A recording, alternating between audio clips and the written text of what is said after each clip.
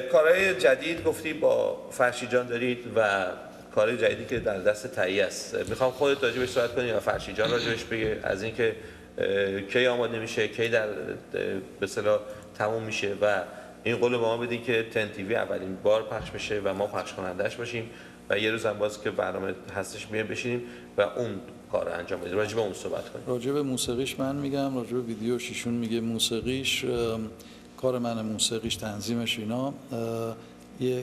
دوباره من و خانم جنیفر اسکریت به انگلیسی نوشتیم. درسته. بعد آقای خوان کوردرو به اسپانیایی نوشتن. یک خواننده بسیار معروف اسپانیایی به اسم روزیتا استون که جزو لیبل OM هستش در کلمبیا خوندن و میوزیک ویدیوش رو ایشون تولید خواهد کرد که بعد در لاتین آمریکا ریلیز خواهد شد. اوه خیلی عالی. پس در مارکت آمریکای لاتین هم باید پخش بشه. بله. روزیتا به اسم Only You or Solo Two. Solo Two. Only You. درسته. بعد کارا بعد فرشی جان هنوز رفته رو ریل، یعنی کلید رو زدی یا نه؟ بله کلید زده شده و خوشبختانه چون تهیه کنندش خودشون بوده امکانات بهتری داشتیم این سری.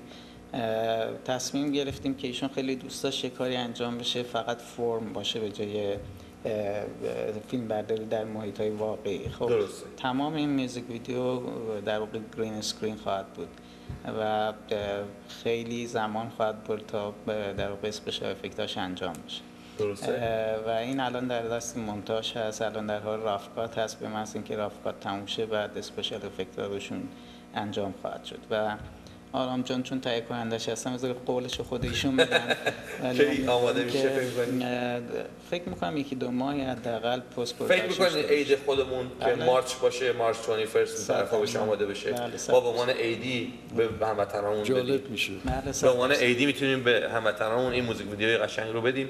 بعد کار کجا کلید بخوره؟ در تورنتو یا باید جای دیگه برید؟ کلید خورده در تورنتو. همه فیلم برداری در واقع در استودیوی بوده در دوپاند که در واقع فقط برای گرین اسکرین هست و رقصنده‌هامون و خواننده‌هامون همه اونجا بودن و فیلم برداری اون تموم شده و سایر چیزاش در واقع دیجیتال ساخته میشه، یعنی تلفیق نیست که حالت ریال داشته باشه. یه مقدار با فرم هست، خیلی سخت هست توضیح بدم که مگه اینکه کار تموم بشه و بعد روی کار توضیح. بله الان در مرحله مونتاژ هست و پست پروداکشن میگذرنه که انشالله تا تموم میشه و شما اولین کسی خواهید بود که اینو پخش خواهید. خیلی هم عالی.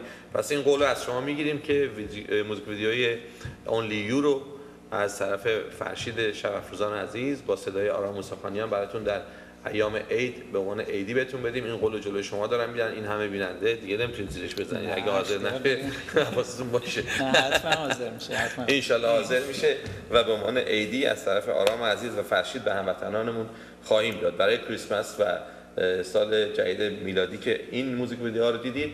برای سال جدید خودمون هم در اطراف مارچ 2021 ان شاء الله کار جدید Only You رو خواهیم دید.